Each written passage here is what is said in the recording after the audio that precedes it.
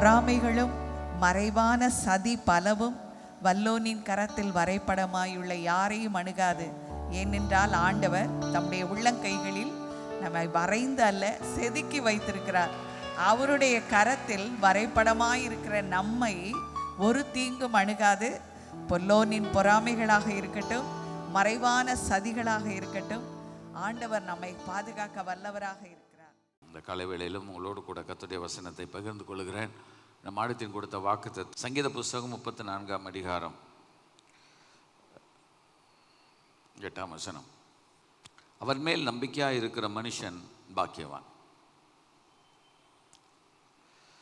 இந்த காலையில் வாசித்தோம், கர்த்தர் நல்லவர் என்பதை ருசித்து பாருங்கள், அவர் மேல் நம்பிக்கையாக இருக்கிற மனுஷன் பாக்கியவான். நம்ம எல்லாரும் சேர்ந்து வாசிப்போமா? கர்த்தர் நல்லவர் என்பதை ருசித்து பாருங்கள், அவர் மேல் நம்பிக்கையாக இருக்கிற மனுஷன் பாக்கியவான். கர்த்தர் நல்லவர் என்பதை ருசித்து பாருங்கள். O taste and see that the Lord is good. இது நம்ம இந்த வசனம் எல்லாருக்கும் தெரியும். கர்த்தர் நல்லவர் என்பதை ருசித்து பாருங்கள். கத்தோலிக்க வேதாகமத்திலே சுவைத்து பாருங்கள் என்று போட்டிருக்கிறேன். நம்ம எப்பவும் தமிழில் நம்ம காலத்தில் டாப், சரியா? கர்த்தர் நல்லவர் என்பதை சுவைத்து பாருங்கள், அவர் மேல் நம்பிக்கையாக இருக்கிறவர்கள் பாக்கியவான்கள் என்று போட்டிருக்கிறார். நம்ம எல்லாரும் அதை இப்படி தான் நம்புகிறோம். பட் அதனுடைய உண்மையான கருத்து அதை மொழிபெயர்ப்புகளை போய் பார்க்கும்போது தான் அதை கண்டுபிடிக்க முடிகிறது. நம்பிக்கை கரெக்ட், ஆனால் அதை தாண்டி ஒரு வார்த்தை இருக்கிறது. திருவிவிலியத்தில் இருக்கிறது, அவரிடம் அடைக்கலம், இன்னொரு மொழிபெயர்ப்பு தஞ்சம் புகுந்தோர் பேறு பெற்றோர். ஃபாதர் ஒரு பாடல் பாடுவார், கர்த்தரை நம்பினோர் பேறு பெற்றோர் சியோன் மலையில் என்று ஆரம்பிப்பார். பேறு பெற்றோர், பாக்கியவான்கள் என்பது பேறு பெற்றோர். அந்த தமிழ் நிறையா யூஸ் பண்ணியிருக்க மாட்டாங்க. கர்த்தரை நம்புகிறவர்கள் பேறு பெற்றோர், பாக்கியவான்கள், கொடுத்து வச்சோம். இன்னொரு வார்த்தையில் சொல்லப்போனால் இந்த கையில் ஆண்டவர் கொடுத்துருக்கிற வேதம் சொல்லுகிறது, கடவுளை நம்புகிறவர்கள் பேறு பெற்றோர். நான் அதை நம்புகிறேன். அதனால் நான் இந்த வசனங்களை சொல்லும்போது ஏதோ ஒரு சத்தியத்தை அழுத்துறாங்க அப்படிலாம் இல்லை, பைபிளில் உள்ளது தான். கர்த்தரை நம்புகிறவர்கள், அவர் மேல் நம்பிக்கையாக இருக்கிறவர்கள் பாக்கியவான்கள், பேறு பெற்றோர். Amplified version it says that how blessed is the man who takes refuge in him. அங்கே தான் வருது, take refuge in him. அவரிடம் தஞ்சம் புகுவோர், அடைக்கலம் புகுவோர் பாக்கியவான்கள். இப்போ இந்த வசனத்தை சேர்த்து படிக்கும்போது, கர்த்தர் நல்லவர் என்பதை ருசித்து பார்க்கும்போது, அவர் நல்லவர் என்பதை நான் கண்டுட்டேன், நான் டேஸ்ட் பண்ணி பார்த்துட்டேன்னு சொன்னால், அவரிடத்தில் அடைக்கலம் நான் புகுந்து கொள்ளும்போது நான் பாக்கியவான். கொஞ்சம் கொஞ்சமாக பார்ப்போம். யாரிடத்தில் நான் அடைக்கலம் புகுவேன் என்று ஒரு விஷயம் இருக்கிறது. எல்லா இடத்துலையும் நான் போய் அடைக்கலம் போக முடியாது. கர்த்தர் நல்லவர் என்பதை நான் நம்புகிற கடவுள் நல்லவர்னு நான் நினச்சாதான் அவர்கிட்ட ஐ வில் டேக் ரெஃப்யூஜ். ஆனால் எனக்கே பாதுகாப்பு இல்லை. பாதுகாப்பற்ற சூழ்நிலைமையில் தான் நான் திணச்சி வந்துட்டுருக்கிறேன். அப்போ நான் ஒரு இடத்துக்கு உள்ளே போய் தஞ்சம் புகுந்தா எனக்கு பிரச்சனை இல்லைன்னா தான் நான் கரெக்டாக போகிறேன்னு அர்த்தம். ஸோ நான் தஞ்சம் புகுறதுக்கு முன்பாக அந்த பர்சன் யார் என்பதை நான் அறிந்திருக்குவேன். எனக்கு அன்பான கர்த்தருடைய பிள்ளைகளே, சங்கீதக்காரன் தாவீது இந்த சங்கீதத்தை எழுதும் பொழுது 22 வசனங்கள் இருக்கிறது. இந்த சங்கீதத்துக்கு ஒரு பின்னணியம் இருக்கிறது. அடைப்பு குறிக்குள் என்ன போட்டிருக்கு? தாவீது அபிமெலேக்குக்கு முன்பதாக வேஷம் மாறின போது அவனால் துரத்தி விடப்படுகையில் பாடின சங்கீதம். இந்த பாட்டு எப்போ சிச்சுவேஷன், நான் சொல்லியிருக்கேன்ல, இந்த பாட்டு எழுதுகிறவங்களுக்கெல்லாம் சிச்சுவேஷன் சொல்லணும். அந்த சிச்சுவேஷனுக்கு ஏற்ற பாட்டு எழுதுவாங்க, அப்புறம் இசை அமைப்பாங்க. சிலர் இசையமைத்து மெட்டமைத்து ராகம் அமைத்து எழுதுறவும் உண்டு, எழுதி ராகம் அமைப்பதும் உண்டு. இது ஒரு பாடல், இது ஒரு ஜெபமாக வைத்துக்கொள்ளலாம். எப்போ இந்த பாட்டு இருக்கிறது என்று சொன்னால், அவனுடைய ஒரு பிரச்சனையான நேரத்தில் 1 சாமுவேல் 26ஆம் அதிகாரத்தில் இந்த பின்னணியும் இருக்கிறது. அவன் தன்னுடைய ஆபத்து நேரத்தில் சவுலுக்கு பயந்து ஒவ்வொரு இடமா ஓடிட்டு வர்றான். என்றைக்குனாலும் நான் அவன் கையினால் கொல்லப்படுவேன் என்பது அவனுடைய ஒரு பயம். ஸோ அந்த பயத்தின் மத்தியில் அவன் எங்கே வருகிறான் என்று சொன்னால், சவுலுக்கு தப்பி ஓடி காத்தின் ராஜாவாகிய ஆகீஸ், காத் ராஜா, அந்த ஊரில் உடைய ராஜா இருக்கிறான், இஸ்ரவேல் இல்லை, வெளியில் ஆகீஸ் இடத்துல போகிறான். அங்கே போகும்போது அவனோட ஊழியக்காரர் பார்த்துடுறாங்க. இவன் வேற மாதிரி வேஷம் போட்டிருக்கிறான். ஆனால் கண்டுபிடிச்சிட்டாங்க. கண்டுபிடிச்ச உடனே அவன் சொல்கிறாங்க ராஜாட்டே, ராஜா, சவுல் கொண்டது 1000, தாவீது கொண்டது 10000 என்று இவனை குறித்து தான் பெரிய பாட்டை இஸ்ரவேலில் பாடியிருக்காங்க. இப்போ இங்கே உங்களுக்குள்ளே வந்திருக்கிறது வேற ஆள் வேஷம் மாதிரி வந்திருக்கிறான். அவன் உயிருக்கு பயந்து வந்திருக்கிறான். இதை தாவீது கேட்டவுடனே இன்னும் மனசு பயந்துருச்சு. அப்போ அவன் என்ன பண்ணிடுறான் என்று சொன்னால், இன்னும் ஒரு ஆக்ட் பண்ணுறான். பித்தம் பிடிச்சவங்க போல தன்னுடைய முகநாடியை வேறுபடுத்தி போய் வாசல் நிலைகளிலெல்லாம் போய் இப்படி கீறிக்கிட்டு ஒரு பைத்தியக்காரனை போல சேஷ்டை பண்ணுறான். ஒரு மாதிரி ட்ரமாட்டிக்கலி அந்த சிச்சுவேஷனை ட்ரமடைஸ் பண்ணுறான். ஆகீஸ் ராஜா பார்த்துட்டாரு. இது படிக்கலைன்னா உங்களுக்கு தெரியாது. எந்த இடத்துல இந்த வார்த்தையை சொல்லுங்க, இந்த பாட்டு வருதுன்னா, அவனை பார்த்த உடனே இவன் பைத்தியம் பிடிச்சவன். பித்தம்னா பைத்தியம் சொல்லுவாங்கள்ல. சிலர் மாதிரி பேசும்போது என்ன சொல்கிறோம், பித்து தலைக்கு ஏறி இருக்கு ஹலோ அப்படின்னு சொல்லுவோம். பித்து தலைக்கு ஏறிடுச்சு, சரியில்லை, சேஷ்டெல்லாம் பண்ணுவாங்க அப்படின்ட்டு. உடனே அவன் சொல்கிறான், பைத்திய சேஷ்டை பண்ணுறதுக்கா ஏன்ட்டு அவனை கொண்டு வந்திருக்கிறீங்க? எனக்கு ஏற்கனவே பைத்தியக்காரங்க தானே நிறைய பேர் இருக்கிறாங்கன்றான். எனக்கு என்ன பைத்தியக்காரங்க எண்ணிக்கை குறையவா இருக்குது, இன்னும் ஒரு புது பைத்தியத்தை கொண்டு வர்றதுக்குன்ட்டு.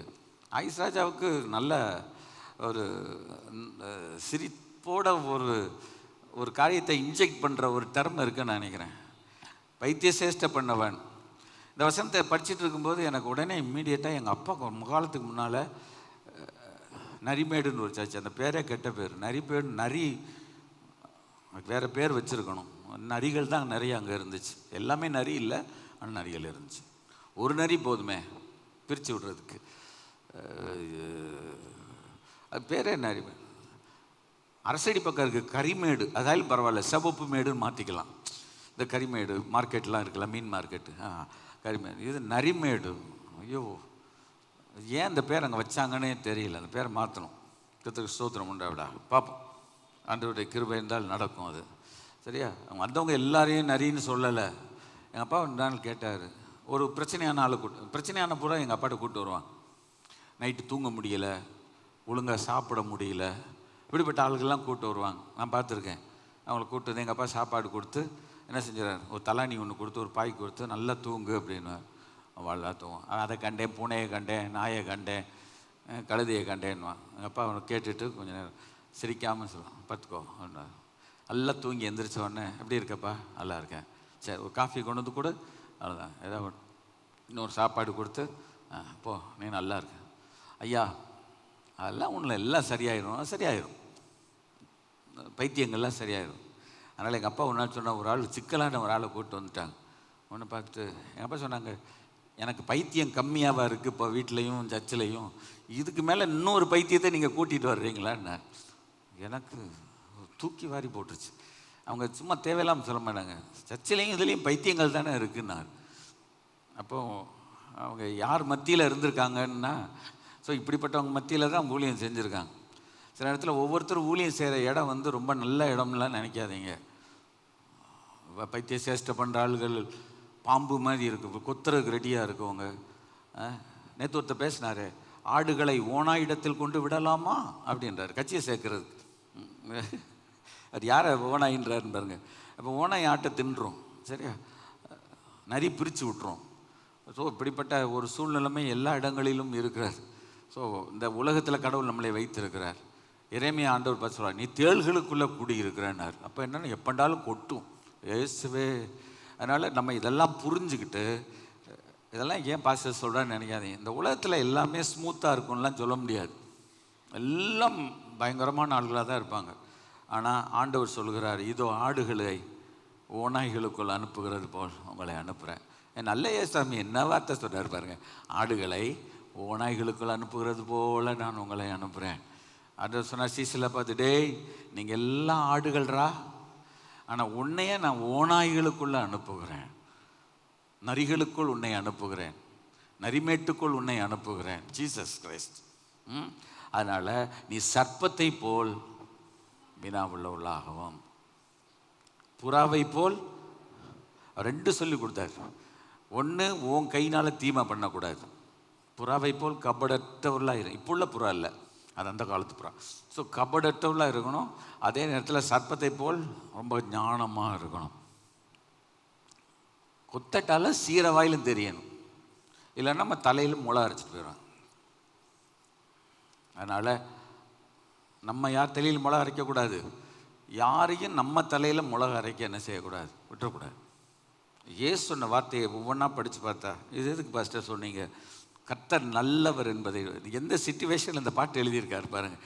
அவன் அந்த பாட்டை ஆரம்பிக்கும் போது எக்காலத்திலும் நான் கர்த்தரை ஸ்தோத்திரிப்பேன்ட்டு கொஞ்சம் கொஞ்சமாக வந்து நல்லவர் என்பதை ருசித்து பாருங்கள், அவர் மேல் நம்பிக்கையாக இருக்கிற மனுஷன் பாக்கியவான். இப்போ கொஞ்ச நாளைக்கு முன்னால் நம்ம நாட்டில் நிறைய பேர் இலங்கையிலேருந்து வந்தாங்க. எதுக்கு வந்தாங்க? அகதிகளாக வந்தாங்க, தஞ்சம் புகுறதுக்கு வந்தாங்க. ஏன் தமிழ்நாட்டுக்கு வந்தாங்க? இந்தியாவில் வந்து இறங்குனது வந்தாரை சொல்லுங்கள் வாழ வைக்கும், சொல்லுங்கள் நம்ம தமிழ்நாடு ரைட்டா, வந்தாரை வாழ வைக்கும் தமிழ்நாடு.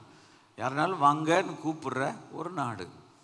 தலைவாழை இலை போட்டு விருந்து வைப்பேன், நான் விருந்து வைக்கிற ஆட்கள். அதனால் மருந்து வைக்கிறவங்கள விருந்து வைக்கிற ஆட்கள் நான் அங்கே நம்ம கூப்பிட்றார்கள். அவங்க ஏன் வந்தாங்க?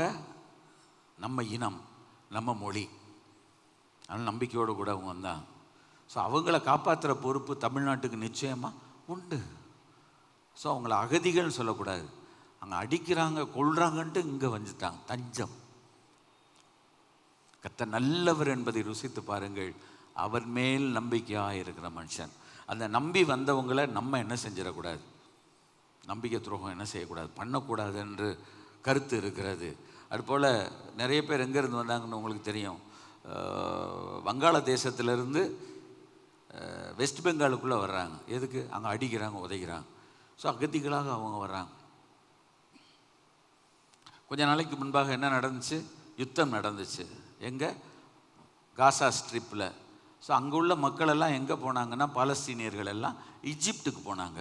ஏன்னா அவங்களுக்கு ஈஜிப்டு போகிறக்கு, ஏன்னா இங்கே அடிக்கிறாங்க, சண்டை நடக்கு. ஸோ அவங்க சிரியாவுக்கு போகிறது கஷ்டம். அதனால் அவங்க எங்கே வந்தாங்க? ஈஜிப்டுக்கு வந்தாங்க. ஏன்னா எகிப்தில் வந்து எனக்கு வேறு வழி இல்லை, நாங்கள் வந்துட்டோன்னு வந்துட்டாங்க. இப்போ பொட்டி பொடிக்கையோடு வந்துட்டுருக்குறாங்க. அப்போது ஈஜிப்டுக்கு ஏன் போனாங்க?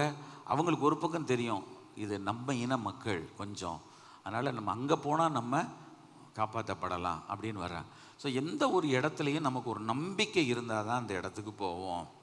இதுக்கு மேலேயுமா உதாரணம் வேணும்? தேவையே கிடையாது.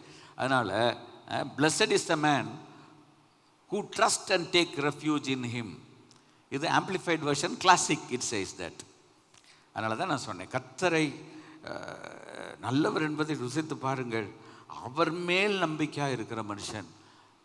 நான் அவரை பார்த்த வரைக்கும் அவர் ரொம்ப நல்லவர். அதனால் அவரிடத்துல போய் நான் என்ன செய்கிறேன்?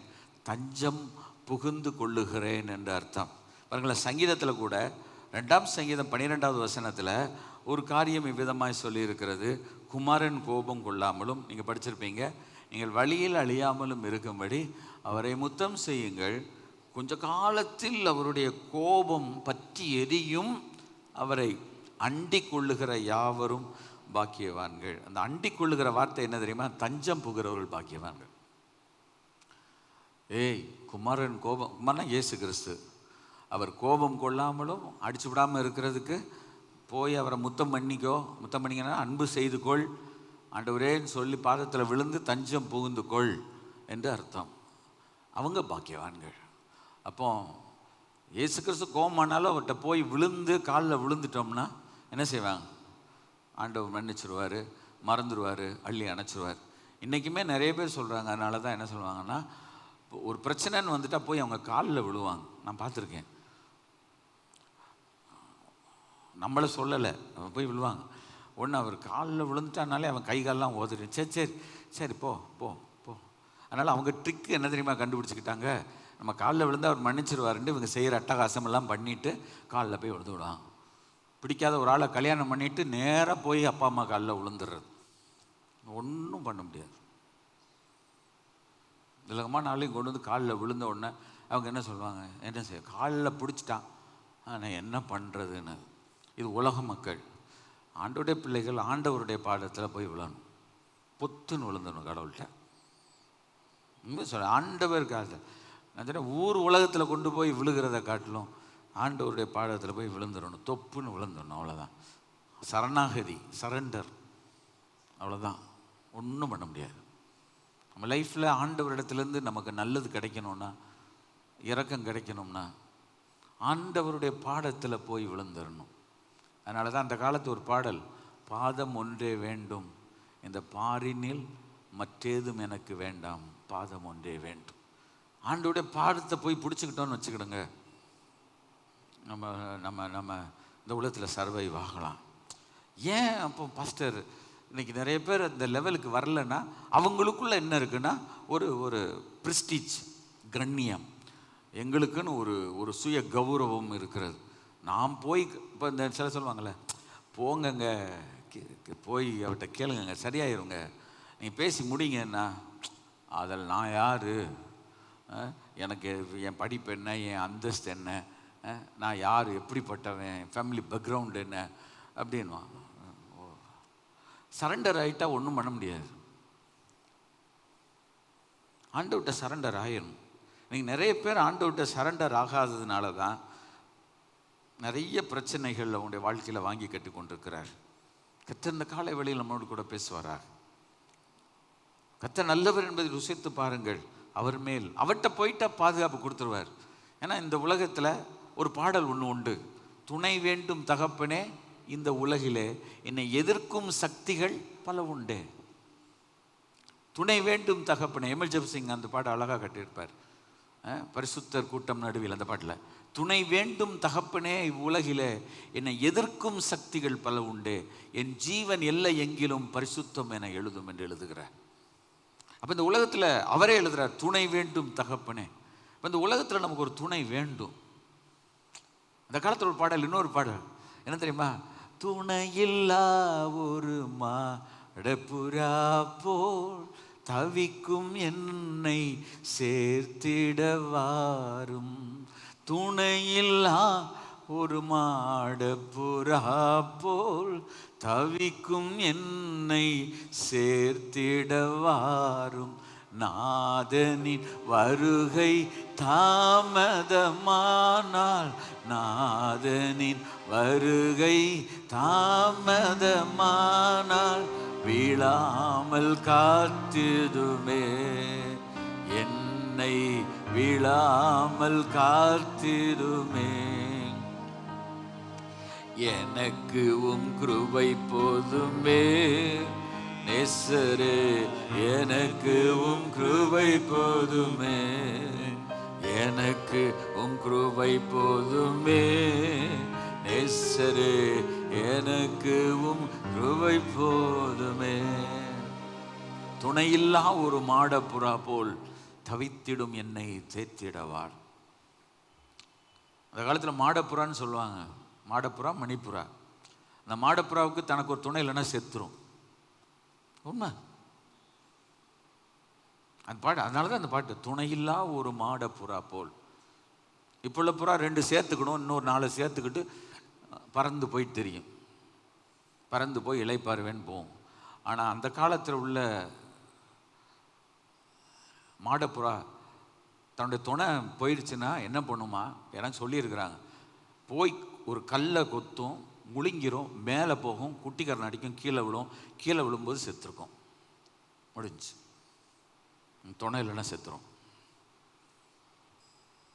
எல்லாம் எங்களுக்கு இலக்கியங்கள் இல்லை, பல காரியங்கள் சொல்லியிருக்கிறாங்க. அவ்வளோதான், துணை இல்லைன்னு அது இருக்காது, சர்வைவ் ஆகாது. அப்போ நமக்கு ஆண்டவரில் நம்ம செத்துருவோம். நம்ம ஆண்டவரில் நான் வாழ முடியாது. பவுல் சொல்லுறான், கிறிஸ்து எனக்கு ஜீவன், ஆனால் சாவு எனக்கு ஆதாயம். To me to live is Christ. கிறிஸ்து எனக்கு ஜீவன், எனக்கு உயிர். அதனால தான் ஒரு பாடல் உண்டு, என் உயிரான உயிரான உயிரான இயேசு, என் உயிரான உயிரான உயிரான இயேசு, என் உயிரோடு கலந்தீர். என் லைஃபோட உங்களுடைய லைஃப் மிக்ஸ் ஆயிடுச்சு ஆண்டவரே, உம்மோட லைஃப் மிக்ஸ் ஆயிடுச்சு.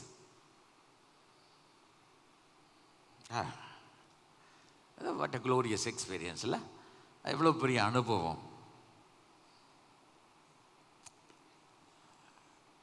அவரிடத்தில் தஞ்சம் புகுவோர் பாக்கியவான்கள்.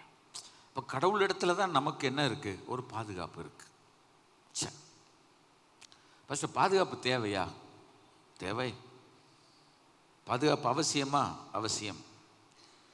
யார் ஒருவர் தங்களுடைய வாழ்க்கையில் அந்த ஆண்டவரை ருசித்து அவரை உண்மையாய் அனுபவித்து கொண்டிருக்கிற மக்கள் அவர்கள் பாக்கியவான்கள். ஆண்டவரை ருசித்து அனுபவிக்கணும். அப்படிப்பட்ட மக்கள் ஆண்டவருடைய பாடத்தில் எப்படி விழுவார்கள்? சரணாகதியாய் விழுந்து, நீர் தான் ஏசப்பா என் தஞ்சம், வேறு வழியே இல்லை, நீர் என்னை காப்பாற்று, தேவனே நீர் என்னை காப்பாற்றும். தாவீது பல இடங்களில் சங்கீதங்களிலே சொல்கிறான், தேவனே நீர் என்னை காப்பாற்றும். ஏன் வாய் தேவனே நீர் என்னை காத்துக்கொள்ளும். என்ன சொல்கிறான்? என் கோட்டை, என் தஞ்சம், நான் நம்பி இருக்கிறவன் என்று சொல்வேன். அவனுடைய சங்கீதங்கள் முழுவதையும் பாருங்கள். ஏன்னா அவனுடைய உயிருக்கு அச்சுறுத்தல் இருந்தது. யாரிடமிருந்து? சவுலிடத்தில் இருந்து.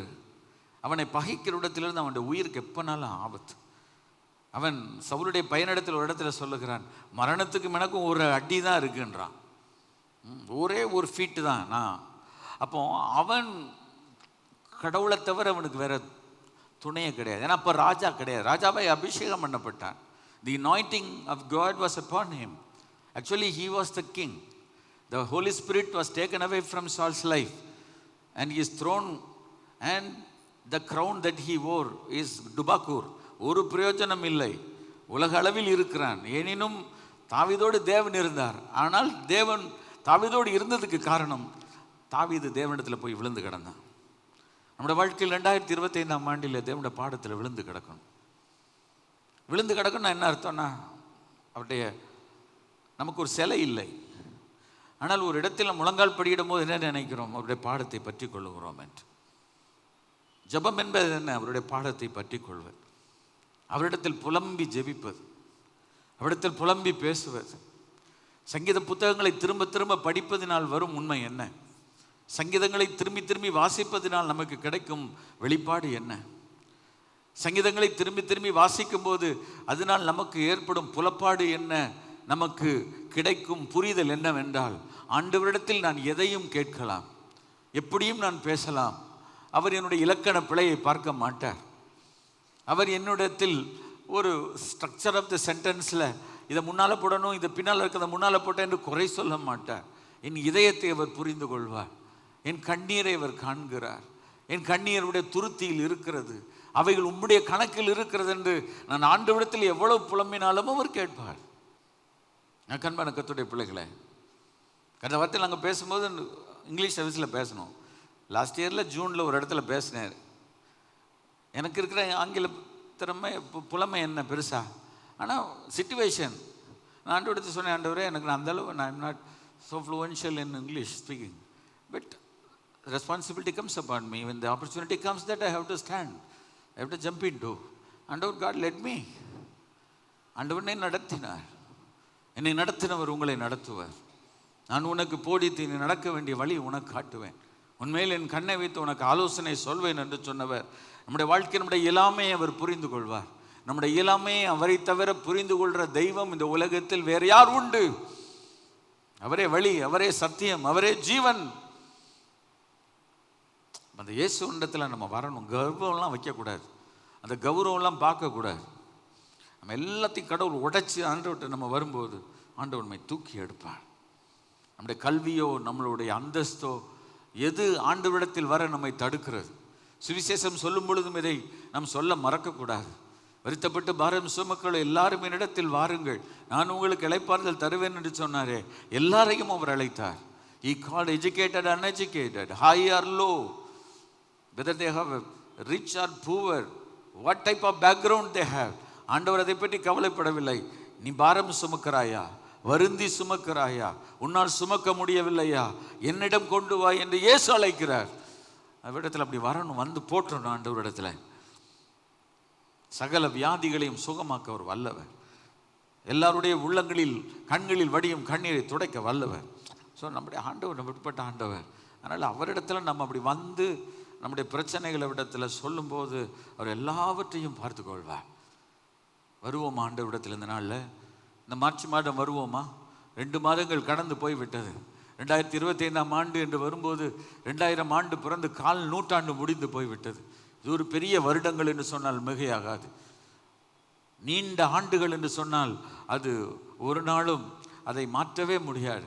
25 ஆண்டுகள் நம்ம ஆண்டு சொன்னோம். 2000 ஆண்டு ஆரம்பிக்கும் போது எனக்கு ஒரு பரவசம் இருந்தது, எனக்கு உள்ளத்தில் ஒரு புத்துணர்வு இருந்தது. ஆனால் எல்லாம் அணைந்து போய், எல்லாம் உடைந்து போய், ஏன் இந்த உலகத்தில் வாழ்கிறேன், எதற்காக இந்த உலகத்தில் இருக்கிறேன், நான் ஒரு வெஜிடபிள் போல இருக்கிறேன், நான் அசைவது நடப்பதெல்லாம் ஏதோ ஒரு ஒரு ஒரு ஷோ போல இருக்கிறது. இயேசுவே, இந்த உயிர் வாழ்வது போல எனக்கு தெரியவில்லை, ஆனால் உயிர் வாழ்ந்து கொண்டிருக்கிறேன், ஏன் உயிரோடு கூட இருக்கிறேன் என்று எனக்கு தெரியவில்லை என்று ஆண்டவரிடத்தில் சொல்லி கொண்டு இருக்கிறோமா? ஆண்டவரிடத்தில் வரணும், வந்து அவர் பாடத்தில் விழணும், அவர் நம்மை பாதுகாப்பார். பைபிளை படிச்சுட்டு இருக்கும்போது ஒரு சில காரியங்களை நான் கண்டு கொண்டேன். பாருங்கள், ஆதியாகமத்தின் புஸ்தகத்தில் ஆண்டவர் மனிதனை 2ஆம் அதிகாரத்தில் கொண்டு வரும்போது அவனை எதற்கு கொண்டு வந்தார்? அந்த தோட்டத்தை பண்படுத்தவும் காக்கவும் தான் இங்கே கொண்டு வந்தார். But Adam made a mistake. Adam ஒரு தவறு செய்தான். 3ஆம் அதிகாரத்தில் சகல காட்டு ஜீவன்களை காட்டிலும் தந்திரமாக இருந்த சர்ப்பம் உள்ளே நுழைந்தது. முதல் வீழ்ச்சி அங்கே வருது. The first fall of man on humanity that happened in the chapter of 3. அவனை பாதுகாக்கத்தான் வைத்தார். அப்படித்தானே சொல்லுகிறது 2:16 2:15 அவனை அழைத்து கொண்டு வந்து அதை பண்படுத்தவும் காக்கவும் வைத்தார். ஆனால் வச்ச நோக்கம் உழுகிறதுக்கு மாத்திரம் அல்ல, அதை பாதுகாக்கணும். ஆண்டவர் நம்முடைய வீட்டு தலைவர்கள் ஒவ்வொருடைய கையிலும் இந்த அதிகாரத்தை தேவன் கொடுத்திருக்கிறார், இந்த பொறுப்பை கர்த்தர் கொடுத்திருக்கிறார். வீட்டின் தலைவர்கள் என்று சொல்லிக் கொள்கிறவர்கள் பெரும் தலைவர்கள் என்ற போர்டு போட்டுக்கிறதுக்கு அவசியம் இல்லை.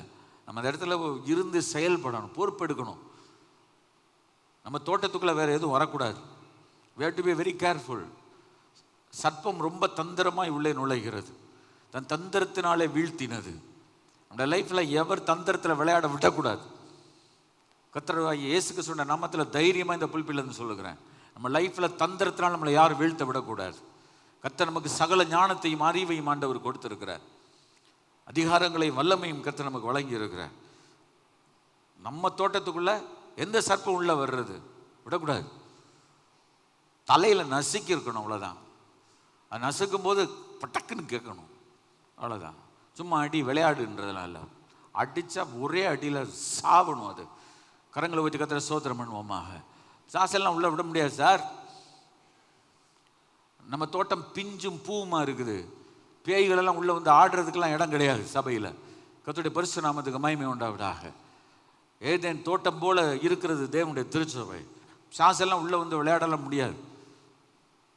சாசை அப்படி ஆடிச்சுன்னா மோளை சொல்ல முன் வெளியே போ, நக்கிறேன்.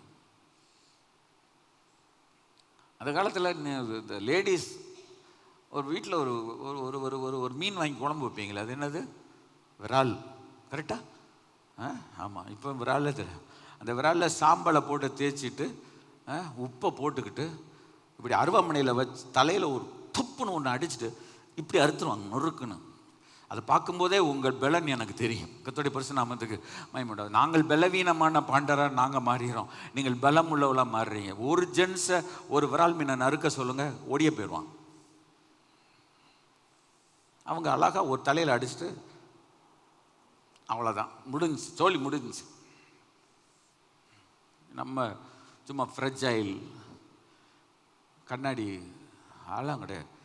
ஒவ்வொருத்தரும் உங்கள் பக்கத்தில் இருக்கவங்கள வந்து பார்த்து செம்ம ஸ்ட்ராங்காக இருங்க, கவனமாக இருந்துக்கோங்கன்னு நீங்கள் பாட்டில் சொல்லிடுங்க. இல்லை எஸ்எம்எஸ் அனுப்புங்க. இப்போ வேண்டாம், முடிஞ்ச பிறகு. எங்கள் சர்ச்சில் அனுப்பக்கூடாது.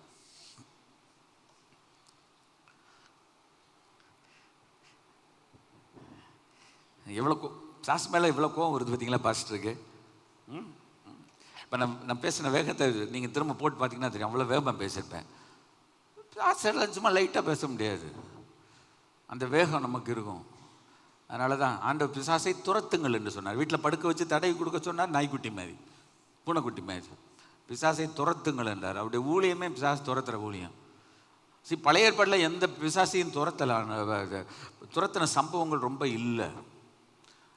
You study the Bible. நான் பின்னால் வர்றேன். பழைய ஏற்பாட்டில் அதை பற்றி ரொம்ப இல்லை, ஆனால் யோபின் புஸ்தகத்தில் இருக்குது. சரி வேண்டாம், இது அதுக்கெலாம் போக வேண்டாம், சரியா? அதனால் இந்த புதிய ஏற்பாட்டில் தான் இயேசு கிறிஸ்து பிசாசின் கிரியைகளை அழிக்கும்படி வெளிப்பட்டார். இயேசு இந்த உலகத்தில் வந்த எதிரியை பார்த்துக்கிட்டே இருந்தார். அவன் இன்னும் கெடுத்துக்கிட்டே இருக்கான். கெடுத்து முடிக்கணும்னு நம்ம விடாமல் உள்ளே வந்த பிறகு அவனை அடிக்கிறதுல ஆண்டவர் கவனமாக இருந்தார். எந்த இடத்திலேயாலும் இயேசு பிசாசுகளை துரத்தும் போது, நீ போறியாப்பா, உனக்கு பாயாசம் கொண்டு வரட்டுமா, உனக்கு உனக்கு உனக்கு உனக்கு ஒரு சூப்பு கொண்டு தரட்டுமா, அப்படியா கேட்டான். பேசாமல் இவனை விட்டு இருக்கா இல்லையா? நீ முகத்தில் அதை காட்டுங்கோ, பேசாமல் இவனை விட்டு போ. அவன்கிட்ட போய் விளையாடிக்கிட்டுலாம் இருக்கலாம் ஆண்டவர். ஸோ ஆண்டவர் பார்த்தாரு, விழுந்துட்டான். நேரம் இல்லை, போங்க. 3ஆம் அதிகாரத்தில் ஆண்டவர் 23ஆம் வசனத்தை படிங்க பாருங்களேன், ரொம்ப டாப்பாக இருக்குது. 2ஆம் அதிகாரத்தில் அவர் அவன் எடுக்கப்பட்ட மண்ணை பண்படுத்த தேவனாகிய கர்த்தர் அவனை ஏதேன் தோட்டத்தில் இருந்து சென்ட் ஆஃப் கொடுத்துட்டார். பிரியாணி போட்டு, கோழி அடித்து, சுக்கா வறுவல் வச்சு, பாயாசம் கொடுத்து சென்ட் ஆஃப் பண்ணிட்டார். ஒரு வார்த்தையை காணும், என்னது? காக்கிறது. இந்த தோட்டத்தில் அவரை கொண்டு வரும்போது, நான் நேத்தான் படித்தேன் 2:15, இங்கே தான் படிக்கிறேன், அங்கேயும் படித்தேன். பண்படுத்தவும் காக்கவும் கொண்டு வந்த தெய்வம் இப்போ அவனை வெளியே அனுப்பும்போது அந்த காக்கிற அந்த வார்த்தையை தூக்கிட்டார். எத்தனை பேர் புரியுது? ஏதேன் தோட்டத்தை அதுக்கு பதிலாக அவர் மனுஷனை சென்ட் ஆஃப் என்ற வார்த்தை சாதாரண வார்த்தை, அவனை துரத்தி விட்டு என்று சொல்லிட்டு ஓடுறா அப்படின்னு அனுப்பிவிட்டு ஜீவ விருட்சத்துக்கு போகும் வழியை, உள்ளுக்குள்ளே ஒரு பழம் இருக்குது, ஒரு மரம் இருக்குது. இந்த ஆதாம் ஏவாள் வேற எதை புதிச்சிட்டாங்க, ஆனால் உள்ள என்ன இருக்கிறது? ஜீவ விருட்சத்தின் கனி இருக்கிறது. 2:9 தோட்டத்தின் நடுவிலே ஜீவ விருட்சம் 2 மரம் இருந்துச்சு. சொல்லுங்க எல்லாருக்கும், மக்களுக்கு, சரியா? சும்மா ஒன்றை வச்சு கவுத்தலை, 2 இருக்கு. தெரிந்து கொள்றதுல தப்பு பண்ணிட்டான், அவ்வளோதான். அதனால் இப்போ இதை சாப்பிட்டுட்டு 22ஆம் வசனத்தில் சொல்லியிருக்கு, அவன் தன் கையை நீட்டி ஜீவ விருட்சத்தின் கனியை பறித்து புசித்து என்னைக்கு உயிரோடு கூட இருக்கக்கூடாது. ஆதாமை படைக்கும்போது 900 எத்தனை வருஷம் அவனுடைய ஆயுசு காலம் இருக்குன்னு உங்களுக்கு தெரியும். 930. அப்போ அவனுக்கு 950 வருஷத்துக்கு மேலே இருந்திருக்கார் அண்ணன். அவனை கொண்டு வர்றார் ஒரு 20 வயசு 25 வயசில். ஆனால் இங்கே பார்க்கும்போது பார்த்தா அவன் என்றென்றைக்கும் உயிரோடு. அப்போ கடவுள் மனுஷனை படைக்கும்போது எதுக்காக படைத்தார்? என்றென்றும் இருக்கும்படி. கைகளை வைத்துக்க. சரி, தேவன் நம்மை படைக்கும் பொழுது, see the creation of God நீங்கள் நல்லா படிச்சிங்கன்னா, God never wanted us to die. அது ஒரு உபதேசம் பார்க்காதீங்க, சிலர் ஆக்கிட்டு இருக்காங்க, அவங்க தொலைஞ்சு போகிறாங்க, விட்டுருங்க, ரைட்டா? ஆனால் நம்மளுடைய லைஃப்பில் என்ன நினைக்கணும்னா, ஆண்டவர் ஒரிஜினல் பிளான் நம்ம என்னென்னைக்கு இருக்கணும். இப்போ அதுக்கு ஒரு மருந்து எங்கே வச்சுருந்தாரு? ஒரு மரம், ஒரு பழம். அட போய் இவன் கையில் தூக்கிடக்கூடாதுன்ட்டு கர்த்தர் என்ன பண்ணுறார்? நீ வெளியே போடான்னு சொல்லிட்டு ஜீவ விருட்சத்துக்கு போகும் வழியை, சும்மா இன்னைக்கு இருக்கிற மாதிரி இந்த ஒரு டேக்கெல்லாம் போட்டுக்கிட்டு இருக்காங்களே பெரிய பெரிய இதில் செக்யூரிட்டி ஆள்கள் மாதிரிலாம் கிடையாது. ஆண்டவர் அங்கே என்ன வைத்திருக்கிறார் என்றால், கேருபீன்களையும் வீசி கொண்டு இருக்கிற சுடரி பட்டயத்தையும் கர்த்தர் வைத்தார். கைகள் ஒத்து கத்திர மயப்படுது. உள்ளே போகக்கூடாது. இல்லை, ஒரு காரியத்தை நான் உங்களுக்கு சொல்ல வர்றேன். நான் புரிஞ்சது, தோட்டத்தை அவர் உண்டாக்குனார். அவர் தோட்டத்தை கெடுத்த சூழ்நிலைமையில் அந்த தோட்டத்தை பாதுகாக்கிறதுக்கு அவர் ஸ்டெப் எடுத்துட்டார். அவர் உண்டாக்குன தோட்டம், அதனால இப்போ மனுஷனை வைக்க முடியாது அந்த இடத்துல, சரியில்லை. அதனால ஆண்டவர் கேருபீன்களையும், இட் சம்திங் சூப்பர் நேச்சுரல். பைபிளில் படிக்கிறோம்ல, கேருபீன்கள் சேராபீன்கள் என்று சொல்லி இருக்கிறது. உடன்படிக்கை பெட்டி மேலே அந்த அடையாளம் இருக்கு இல்லையா? அது மாதிரி கேருபீன்களையும் வீசி கொண்டிருக்கிற சுடரொளி பட்டயத்தையும் கர்த்தர் வைத்தார். அது என்ன தெரியுமா சொல்கிறாங்க? ஒருத்தன் இப்படி போனான்னா செத்தாவன், அது ஊடுருவி போயிட்டே இருக்கும், அந்த லைட் போயிட்டே இருக்கும், பட்டயம் போல் இருக்கும், உள்ளே போனால் நரிக்கிறோம், உள்ளே ஓடிடுவான்னு தெரியும். ஏன்னா விஷயம் இருக்குன்னு சொல்லுவாங்க. தேன்கூட்டை தொட்டவன் இப்படி செய்யாமல் இருப்பானு இருக்கா இல்லையா? தேன்கூட்டை தொட்டவன் சும்மா இருக்க மாட்டான். அதனால் அவனுக்கு தெரியும், இப்போ அது தொட்டக்கூடாது, ஆண்டவர் என்றைக்கு உயிரோட கூட இருக்கக்கூடாது. சட்டம்னா சட்டம். ஆண்டவர், எனக்கு அன்பான தேவனுடைய பிள்ளைகளே, நம்முடைய ஆண்டவர் கவனமானவர். அவர் உண்டாக்கின தோட்டத்தையே பாதுகாக்க அவ்வளவு உண்மை உள்ளவராய் இருப்பாரானால், தன்னுடைய சாயலின்படியும் தன்னுடைய ரூபத்தின்படியும் உண்டாக்கப்பட்ட மனுஷனை அவர் பாதுகாப்பாமல் இருப்பாரா? புரியுதா?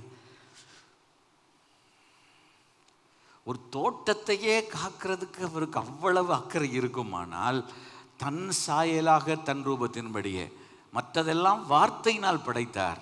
ஆனால் நம்மையோ தன் கையினால் உண்டாக்கி ஜீவ சுவாசத்தை ஊதினார், ஜீவாத்மாவான. அப்போ நம்ம இந்த உலகத்தில் இருக்கிற படைப்புகளில் எல்லாம் மகுடம், crown. Man is the crown of his creation. அவருடைய சிருஷ்டிப்பில் நம்ம ஒரு சிகரமாக இருக்கிறோம், ஒரு உயரத்திலே கர்த்தர் நம்மை வைத்திருக்கிறார். ஆகவேதான் சங்கீதம் 8 தாவீது சொல்லும் பொழுது, உம்முடைய விரல்களின் கிரியாகிய வானங்களையும் நீர் ஸ்தாபித்த சந்திரனையும் நட்சத்திரங்களையும் பார்க்கும் பொழுது, மனுஷனை நீர் விசாரிக்கிறதற்கும் மனுஷகுமாரனை நீர் விசாரிப்பதற்கும் அவன் எம்மாத்திரம். அவனை தேவ தூதரிலும் சற்று சிறியவனாக்கினீர், அவனை மகிமையினாலும் கனத்தினாலும் முடிசூட்டினே. எதனால சொன்னார்? மகிமையினாலும் கனத்தினாலும். இப்போ இந்த இடத்துல வந்திருக்கிற தேவனுடைய பிள்ளைகள், நம்ம அவருடைய சிருஷ்டி, அவருடைய படைப்பு, அவருடைய கரத்தின் கிரியைகள். நம்மை ஆண்டவர் உயர்ந்த ஒரு சிருஷ்டியாக வைத்திருக்கிறார். அல்லேலூயா. அதனால் நம்ம உயிரை கசந்து கொள்வதற்கோ, நான் அந்த உலகத்தில் இருக்க மாட்டேன், நான் செத்து போயிடுவேன், எனக்கு இந்த ஜீவன் வேண்டாம், அந்த வார்த்தையெல்லாம் விடக்கூடாது. அவர் உயிரை நமக்குள்ளே கொடுத்துருக்கும் போது, இந்த உயிரை நம்ம எடுக்கிறதுக்கு நம்ம யார்? எனக்கு அன்பான கர்த்தருடைய பிள்ளைகளே, தேவ சாயலின்படி தேவ ரூபத்தின்படி கர்த்தர் நமக்கு இதை கொடுத்துருக்கிறார். We are precious in God's sight. இந்த சத்தியத்தை அறிந்த கர்த்தருடைய பிள்ளைகள், நீங்கள் ஒரு நாளும் என்ன செய்ய மாட்டீங்க? சோர்ந்து போக மாட்டீங்க. அப்போ மனுஷனை கர்த்தர் காப்பாற்றணுமா காப்பாற்ற வேண்டாமா? காப்பாற்றணும். 7வது அதிகாரம் டக்குன்னு சுருக்கமாக முடிக்கிறேன், ரைட்டா? 2 உதாரணம் சொன்னேன். கர்த்தர் நோவாவை நோக்கி, நீயும் உன் வீட்டார் அனைவரும் பேழைக்குள்ளே போ, இந்த சந்ததியில் உன்னை எனக்கு முன்பாக நீதிமானாக கண்டேன். ஒரு தோட்டத்தையே கர்த்தர் காப்பாற்றினார் என்றால், அந்த தோட்டத்திலிருந்து உருவாக்கப்பட்ட மண்ணில் வந்த ஒரு மனுஷனை உலகத்தையே கடவுள் அழிக்கும் போது, நோவாவையும் அவன் குடும்பத்தையும் பேழையிலே வைத்து காத்து கொண்டார். கைகளை வைத்து கர்த்தரை ஸ்தோத்திரம் பண்ணுவோமா? ஜீசஸ். நீங்கள் பார்த்தீங்கன்னா அந்த 2வது வசனம், டைம் இல்லை, பூமியினுடைய வித்தை உயிரோடு காக்கும்படிக்கின்றார். அப்போ என்னால் உண்டாக்கப்பட்ட சில காரியங்கள் இருக்கிறது, அதோடைய வித்தை கூட நான் என்ன செய்யக்கூடாது? உயிரோட காக்கணும்னு சொல்லி அடையும் உள்ள வச்சு பார்த்துக்காத்தார். ரொம்ப கடவுள் நல்லவர், ரொம்ப ரொம்ப ஆண்டவர் நல்லவர். கைகளை வைத்து கர்த்தர் ஆண்டவர் நல்லவர். அதனால தான் கர்த்தர் நல்லவர் என்பதை யோசித்து பாருங்க. இந்த உதாரணங்களை நான் எடுத்து இப்படி கொண்டு போகிறதுக்கு காரணம் என்ன தெரியுமா? இன்னும் நிறைய உதாரணங்கள் இருக்குது, டைம் இல்லை, பார்ப்போம். ஆண்டவர் இப்படி கொண்டு போகிறதுக்கு காரணம் என்னென்னா, மனுஷனை காப்பாற்றணுன்ட்டு அவருக்கு அக்கறை இருக்கிறார். உங்களை என்ன காப்பாற்றணும்னு அவருக்கு அக்கறை இருக்குது. இந்த மார்ச் மாதத்திலும் சரி, வர்ற காலத்திலும் சரி, நம்மளை காப்பாற்றணுன்ட்டு அவருக்கு அக்கறை இருக்கிறது. கைகளை உயர்த்து கர்த்தருக்கு பயன்படுது. ஆண்டவர் என்ன காப்பாற்றுறதுக்கு, என் குடும்பத்தை காப்பாற்றுறதுக்கு, you are so concern, you are kind, you are compassionate, hallelujah, you are loving. என்ன காப்பாற்றணும்? என்ன காப்பாற்றும் போது என் வேலை, என் தொழில், என் குடும்பம், என் பிள்ளைகள் எல்லாரையும், என் வீட்டை கூட காப்பாற்றுறதுக்கு ஆண்டவர் அக்கறை உள்ளவராக இருக்கிறார். கைகளை தட்டி கர்த்தர், ஆண்டவர் அக்கறை உள்ளவராக இருக்கிறார். அவரை பாதுகாக்கணும்னா அவர் தான் முதல்ல வந்து நிற்பார். அதான் தாவீது சொல்லுகிறான், நான் இப்படி போய் மாட்டிக்கிட்டேன், எதிரி கையில் நான் மாட்டியிருக்கிறேன். இப்போ ஆகீஸ் ராஜாவிடத்தில் போய் நான் இப்போ இருக்கிறேன், அபிமெலேக்கு ராஜா, 2 பேரும் கிட்டத்தட்ட ஒன்று தான். அதனால் அந்த இடத்துல ஆண்டவரே அவங்க என்ன போற்றக்கூடாது, கர்த்தரை நான் நம்புகிறேன், அவர் நல்லவர் என்பதை அறிந்திருக்கிறேன், ஆகவே அவர் மேலே நான் நம்பிக்கையாக இருக்கிறேன், அவரிடத்தில் நான் தஞ்சம் புகுந்து கொள்ளும்போது எனக்கு எந்த குறையும் வராது, கைகளை வைத்து கர்த்தரை மேன்மைப்படுத்துவான். ஆனால் அந்த அளவில் ஆண்டவரோட கூட இந்த தாவீது அதை புரிந்து கொண்டு ஆண்டவரிடத்தில் அவன் வாழ்க்கையை தஞ்சமாய் அமைத்து கொண்டான் என்று நாம் பார்க்கிறோம். எனக்கு அன்பான கர்த்தருடைய பிள்ளைகளே, நீ கேட்கலாம், பாஸ்டர் எதுக்கு அந்த இடத்துல அடைக்கலம் என்று சொல்லியிருக்கிறது, ஏன் தஞ்சம் என்று சொல்லியிருக்கிறது? நான் கடைசியில் நிறைய காரியம் சொல்ல, இந்த வசனங்களை எனக்கு நேரம் இல்லை, நீங்கள் போய் படித்து பாருங்க, உங்களுக்கு தெரியும். கர்த்தர் நம்மை ஆசீர்வதிப்பாராக. அதுக்கு முந்தின வசனத்தை படித்து பார்த்தீங்கன்னா, கர்த்தருடைய தூதன் அவருக்கு பயந்தவர்களை சூழ பாளையம் இறங்கி அவர்களை பாதுகாக்கிறார். பாதுகாக்கிற விஷயம் தான் அங்கே இருக்குது. ஏன்னா அவனுக்கு தேவை பாதுகாப்பு. ஆனால் அந்த பாதுகாப்பு சரியான ஆள்கிட்ட இருந்தால் தான் என் உயிர் காப்பாற்றப்படும், என் எதிர்காலம் காப்பாற்றப்படும், என் பிள்ளைகள் காப்பாற்றப்படும். நம்ம லைஃப்பில் நம்முடைய பாதுகாப்பு எதுன்றதை நமக்கு அறிஞ்சிருக்கணும். சிலர் என்ன சொல்லுவாங்க, லைஃப் இன்சூரன்ஸ் கார்பரேஷன் அது இப்படி போட்டிருக்கு, அது கூட கையை விட்டுட்டு போயிடும், சரியா? ஆனால் ஆண்டவர் கையில் நம்ம இருந்தோம்னா, அதான் இன்றைக்கி ஒரு பாடல் பாடினோம், பொல்லானின் பொறாமைகளும் மறைவான சதி பலவும் வல்லோனின் கரத்தினில் வரைபடமாயுள்ள ஒருத்தரையும் ஒன்றும் தொட முடியாது. தாய் தன் பாலகனை மறப்பாளோ, அவள் மறந்தாலும் நான் உங்களை மறப்பதில்லை, உங்களை என் உள்ள கையில் செதுக்கி வச்சிருக்கிறேன். ஆண்டவர் கையில் நம்ம வரைபடமாக இருக்கணும். நான் போய் ஆண்டவர்கிட்ட கேட்கணும், ஆண்டவரே எனக்கு வச்சிருக்க பரலோகத்தை காட்டும். இப்போ எது காட்டுறன்னு உனக்கு? ஆண்டவர்கிட்ட போய் என் பரலோகம், எனக்கு அங்கே வீடு கட்டுவேன்னு, என் வீடு எப்படி இருக்குது, சென்ட்ரிங் போட்டீரா, நீர் வந்து ஃபவுண்டேஷன் போட்டுட்டீரா, என்ன ஜன்னல் நீர் வைத்திருக்கிறீர், இது இல்லை இல்லை. ஆண்டவரிடத்துல போய் ஒன்று கேட்கலாம், கையை காட்டுங்க ஆண்டவரே, கையை காட்டுங்க. புரியுதா உங்களுக்கு? உங்கள் கையை காட்டுங்க ஆண்டவரே. நீங்கள் அவருடைய கையை பார்த்தீங்கன்னா இயேசு கிறிஸ்துவோட கையில் ஆணி பாய்ந்த கரம் இருக்குது, அதுக்குள்ளே நம்ம தெரியும், நம்ம படம் அதில் இருக்கும். ஆனால் நான் கேட்குறேன், கடவுளை பிள்ளைகள் நாம் என்னைக்காலும் உங்கள் கையை காட்டுங்க ஆண்டவரே, என் படம் இருக்கான்னு. சரி சொல்லணும், என் ஃபோட்டோ போடலை, ஐயோ அவ்வளோதான், உயிர் போயிடுச்சு, ஜீசஸ் கிரைஸ்ட், நான் எங்கேயுமே இல்லை, எங்கேயுமே நான் இல்லையா, இருக்க அவர் கையில் இருக்க, பத்திரமா இருக்கிற அவர் கையில் நான் இருந்தால் அழிக்க முடியாது, செதுக்கி வைத்திருக்கிறார். இன்னைக்கு புதிதாக உங்களிடத்தில் ஒரு கேள்வி நான் வைக்கட்டும், என்ன கண்பாங்க, நம்ம எல்லாரும் ஆண்டவரே ஆண்டவர்கிட்ட போய் உங்கள் கையை காட்டுங்க ஆண்டவரே. எதுக்கு? காசு வாங்குறதுக்கெல்லாம் இல்லை, கையில் ஒரு படம் இருக்கா? நம்ம ஒரு கையில் இருந்தோம்னா ஒன்றுமே வேண்டாம். இந்த ஒரு கான்ஃபிடென்ட்டை பெற்றுட்டு உலகமே சுற்றலாம், கைகளை உயர்த்து கத்திர மயம்படுதும். எந்த ஊர் சுற்றி வரலாம், காடு மேடு மலை பள்ளத்தாக்கெல்லாம் சுற்றிட்டு வரலாம். ஏன் தெரியுமா? அவரோட கையில் செதுக்கி வைத்து, வரைஞ்சிருந்தா கூட அழிச்சிடலாம். அருமையான வார்த்தை, I am engraved you in my palms. செதுக்கி வச்சிருக்கிறார். உளி வெட்டு போல கல்லுல மலையில் செதுக்கி வைத்திருக்கிறது போல கர்த்தர் வைத்திருக்கிறார். கைகள் வைத்து கர்த்தரை மகிமைப்படுத்தும். ஹல்லேலூயா. இப்படி ஒரு நல்ல ஆண்டவர் நமக்கு இருக்கிறாரே. 2 உதாரணம், 2 உதாரணம் ரொம்ப யோசித்து கர்த்தர் இதை எப்படி ஆண்டவரே உம்மை பாதுகாப்புக்குள்ள. சரி, தூதருடைய பாதுகாப்பை நீங்கள் பைபிளில் படித்து பாருங்கள், நிறைய வசனம் இருக்குது. ஆதியாகமம் 16:7-13, 48:16, யாத்திராகமம் 14:19, நியாயாதிபதிகள் 6:11-14, யோசுவா 5:13-14. வசனங்களெல்லாம் படித்து பாருங்கள். தூதர்களுடைய பாதுகாப்பு நமக்கு இருக்குது. ஆண்டவர் அவர்களை நமக்கு சர்வன்ட் ஸ்பிரிட்டாக வச்சிருக்கிறார். பணிவிடை தூதர்கள் என்று சொல்லியிருக்கு, மினிஸ்ட்ரிங் ஸ்பிரிட். நமக்கு சேவை செய்கிறதுக்குன்னு கர்த்தர் வச்சிருக்கிறார். நம்ம அநேக நேரத்தில் உங்களை பார்க்கலன்றதுனால இல்லைன்னு நினைக்கிறோம். ஆனால் பைபிள் வசனம் சொல்லுகிறது, நம்முடைய குடும்பத்தில் கொடுக்கப்பட்ட ஒவ்வொரு பிள்ளைகளுக்கும் என்ன சொல்லி இருக்கிறது? ஆண்டவர் தூதர்களை கர்த்தர் வைத்திருக்கிறார். வேதத்தில் ரொம்ப அருமையான ஒரு வசனம் உண்டு, அவர்களுடைய தூதர்கள் என் பிதாவினுடைய பரம சமூகத்தை அவள் தரிசித்து கொண்டு இருக்கிறார்கள் என்று. அப்போ அந்த தேவதூதன் அங்கே இருந்து ஒவ்வொரு பிள்ளையும் அவன் பார்த்துக்கிட்டு இருக்கிறான். ஆனால் நம்ம என்ன நினைக்கிறோன்னா, வெறும் நல்ல செய்தி மாத்திரம் தான் கொண்டு போவாருன்ட்டு. நல்ல செய்தியும் கொண்டு போவார், நம்மளோட தப்பையும் கொண்டு போயிடுவார். அநேகர் நினைக்கிறாங்கன்னா நம்ம பற்றி நல்ல செய்தி மாத்திரம் கொண்டு போவார். நம்ம நல்லா இருந்தால் நல்ல செய்தி போகும்.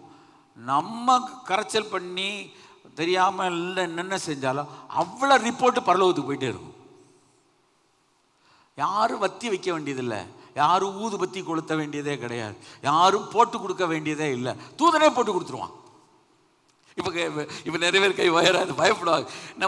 நம்மளை பற்றி ஒவ்வொரு நிமிஷமும் நம்ம பேசுகிற வார்த்தை, நம்ம செய்கிற செயலை பூரா தேவதூதன் போட்டு கொடுத்துருவான். நம்ம பிள்ளைகள் இப்படி தான் நான் சொல்லி வளர்க்கணும். டே, நமக்கு தேவதூதர்கள் இருக்கிறாங்க, ரைட்டு, நீ ஒழுங்காக இருந்தால் நியூஸ், குட் நியூஸ் போகும், இல்லை பேட் நியூஸ் போயிடும் மேலே.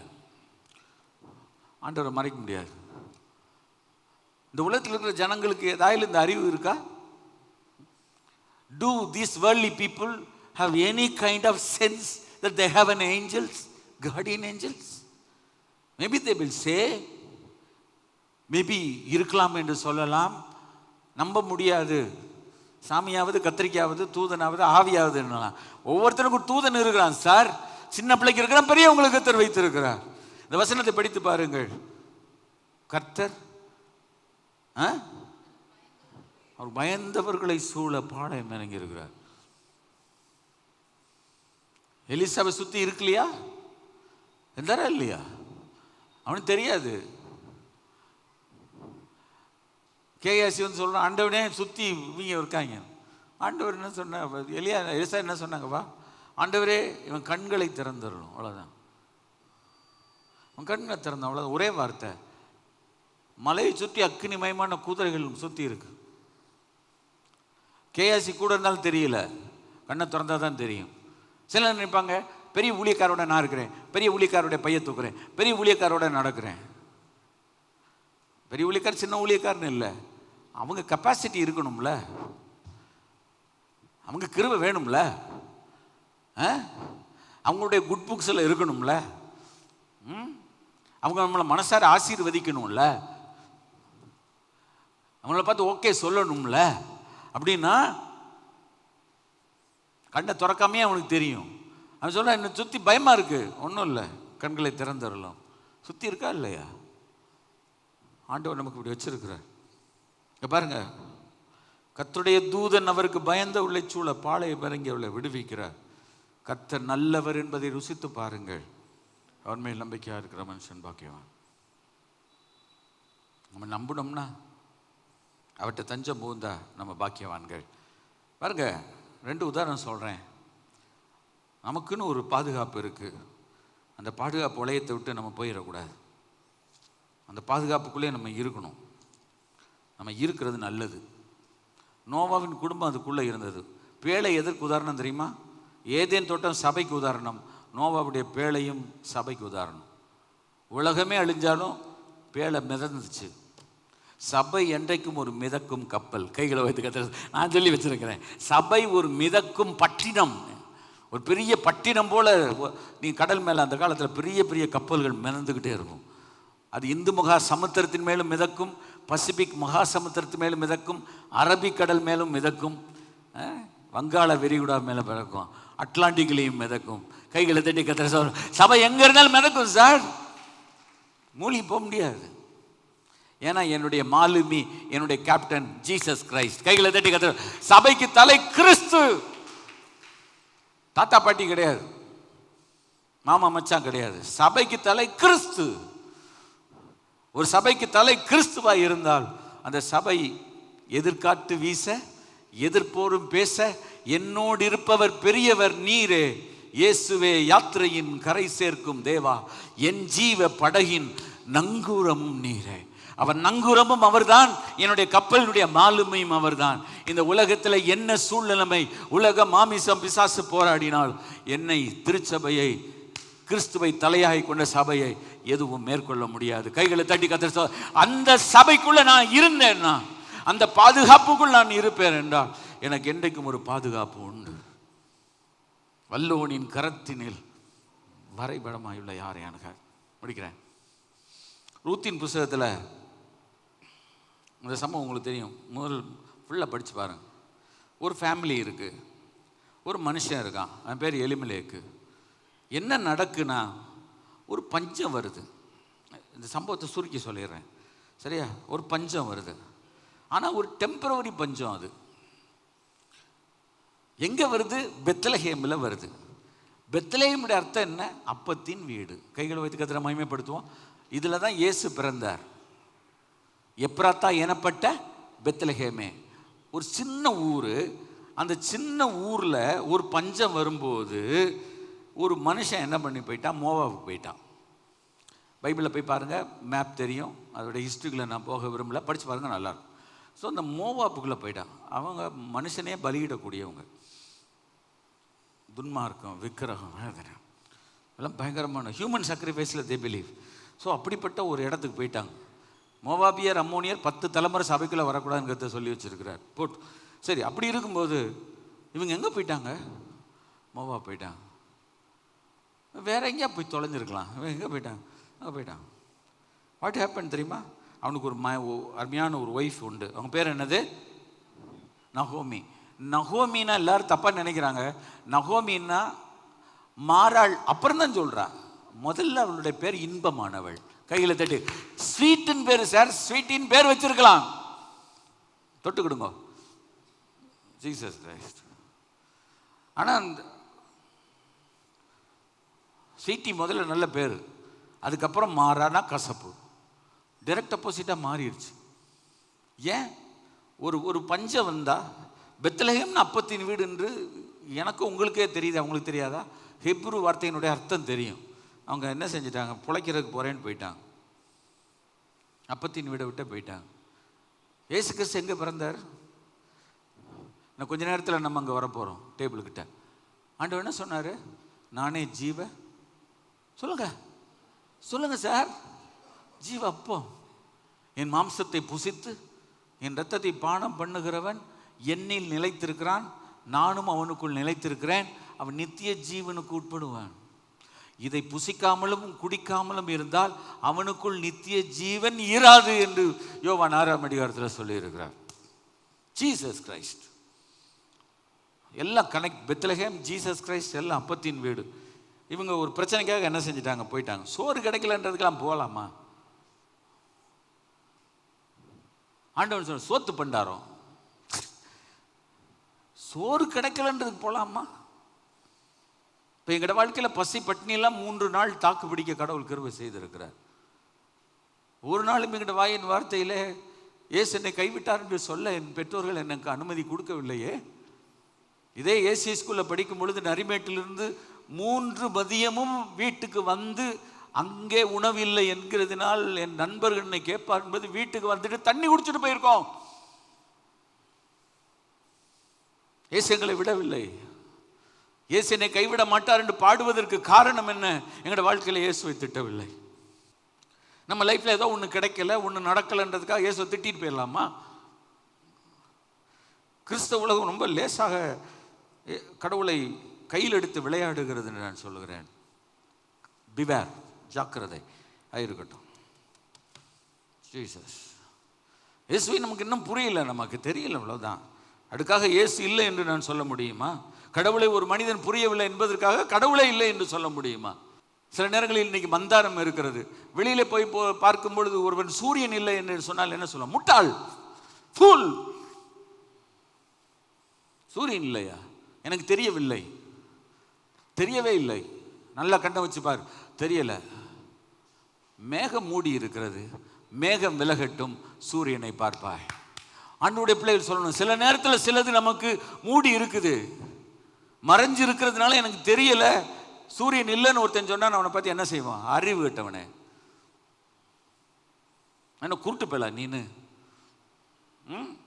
சூரியன் இருக்கிறது, மேகம் மறைத்து இருக்கிறது, அது விலகட்டும், நீ சூரியனை பார்ப்பாய். இது போல ஆண்டவரை பற்றி உனக்கு தெரியாத நேரத்தில், புரியாத நேரத்தில் நீ ஆண்டவரை பற்றி என்னன்னாலும் நீ பேசுனா நான் ஏற்றுக்கிட மாட்டேன். ஒழுங்கா பல உடச்சு விடன்னு சொல்லிட்டு போயிடணும். என்னடா பாஸ்ட் இப்படி பேசுகிறா நீங்கள் நினைக்கலாம்.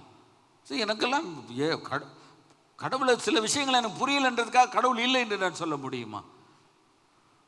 1ஆம் வகுப்பு 2ஆம் வகுப்பு 3ஆம் வகுப்பு படிக்கிறப்ப எனக்கு கெமிஸ்ட்ரி பிடிக்கல, எனக்கு புரியலை, எனக்கு சயின்ஸ் தெரியலன்னு சொல்கிறதுக்காக அந்த பிள்ளைய நம்ம அடிச்சு விடுவோமா? இல்லை. வா 6th ஸ்டாண்டர்ட் வா, 8th வா, 9th வா, 10th வா, +1 வா, புரியும் சொல்லுவோம்ல. அது மாதிரி ஆண்டவருடைய பிள்ளைகள் தைரியமாக பேசணும். ஆண்டவர் இந்த வேதத்தை நமக்கு எதற்காய் கையில் கொடுத்தார்? இந்த வசனங்களை ஏன் நம்முடைய வாயில் ஆண்டவர் வைத்திருக்கிறார்? உலகத்தில் சொல்லி வைத்தானே, 1000 கைகள் மறைத்து நின்றாலும் ஆதவன் மறைவதில்லை. அவனுக்கு அந்த அறிவு இருக்கிறதே. கிறிஸ்தவ ஜனங்களுக்கு எங்கே போனது அறிவு? யாரிடத்தில் அடகு வைத்தார்கள்? கொஞ்ச நேரம் தெரியலன்னா வெயிட் பண்ணு என்று சொல்லுவோம் இல்லையா? சில காரியம் புரியல, ஜோம் போட்டேன், ஆண்டவர் பார்த்துக்குவா. தெரியல, ஆனால் கர்த்தரிடத்தில் கேளு. இவனுக்கு செய்திருக்கிறாரு, இவளுக்கு செய்திருக்கிறாரு, அவருக்கு செய்திருக்கிறாரு, அந்த மனிதருக்கு செய்திருக்கிறாரு, அந்த தேசத்தில் செய்திருக்கிறாரு, இந்த உலகத்தில் செய்திருக்கிறாரு. எனக்கு புரியவில்லை என்பதற்காக, எனக்கு விளங்கவில்லை என்பதற்காக அது இல்லை என்று மறுக்க முடியாது. அவர் நேற்றும் இன்றும் என்றும் மாறாதவராக இருக்கிறார். மரித்தேன் ஆனாலும் சதா காலங்களிலும் உயிரோடு கூட இருக்கிறேன் என்று சொல்லியிருக்கிறார். இந்த அம்மா என்ன பண்ணி, இவர் போனார், இந்த அம்மா போச்சு. அவனுக்கு 2 பிள்ளைகள் வேற, அங்கேயே போய் இருந்துட்டாங்க. கிட்டத்தட்ட 10 வருஷம் இருந்திருக்காங்க பைபிள் படித்தா. இவ்வளோ நாள் போய் அவங்க உட்காந்துருக்கிறது இன்னொரு இடத்துல அடிமையா? சோறு போடுறாங்கிறதுக்காக சோறு போட்ட இடம் சொக்கமா? தேவனுடைய பிள்ளை அடிக்கடி இதை மறந்துடுவாங்க. உங்களுக்கு அதை தர்றேன் இதை தர்றேன்னு உலகம் சொல்லி நம்மளை ஏமாற்றிடுவோம், நம்மளை அடிமையாக வாங்கிடுவோம். நான் சொல்லுவேன், உன் சோத்துக்கும் உனக்கு நீ கொடுக்கறதுக்கு நான் அடிமை கிடையாது. அந்த சபையோட ஊழியத்துக்கு வந்தபோது நான் ஆண்டவரத்தில் தான் சொன்னேன், சாமி எனக்கு சர்ச்சு அது கொடுக்கறதுனால நான் இருக்கிறேன்லாம் நினைப்பேன், எனக்கு செத்துருவேன் நான். என்னை அழைத்தவர் என்னை போஷிக்க வல்லவர், ஆகாயத்து பட்சிகளை போஷிக்கிறவர் என்னை போஷிப்பார். எங்களுடைய ஸ்தாபனங்களை பார்த்து கேளு, ஊழியத்துக்கு போகும்போது கடவுள் உன்னை போஷிப்பாரா, கர்த்தர் உங்களை உடுத்து வைப்பாரா, வழி நடத்துவாரா, விசுவாசிக்கிறீங்களான்னு கேட்பாங்க. எல்லாம் ஆமாம் ஆமான்னுவாங்க. அதுக்கப்புறம் முடிச்சுட்டு எனக்கு நீங்கள் இவ்வளோ தரீங்களா, நீங்கள் இவ்வளோ தரீங்களான்னு கேட்பாங்க. என்னோட வாழ்க்கையில் வறுமை தரித்திரத்தை எல்லாம் தாண்டி வர கர்த்தர் கிருபை செய்தார். 430 ரூபாயில் 230 ரூபாய் வாடகை கொடுத்து விட்டு மீதி இருக்கிற 200 ரூபாயில் 4 பால் டின் வாங்கின பிறகு 2 வாரத்தில் பின்னி ஓ என்று பாலுக்கு அதரும்போது பைசா இல்லாமல் கடவுளை நோக்கி கேட்டிருக்கு. Jesus Christ. பிறப்பிலே ஜன்னி வந்ததுனால பால் நின்று போனது. அமுல் டப்பா 4 டப்பா 50 ரூபா.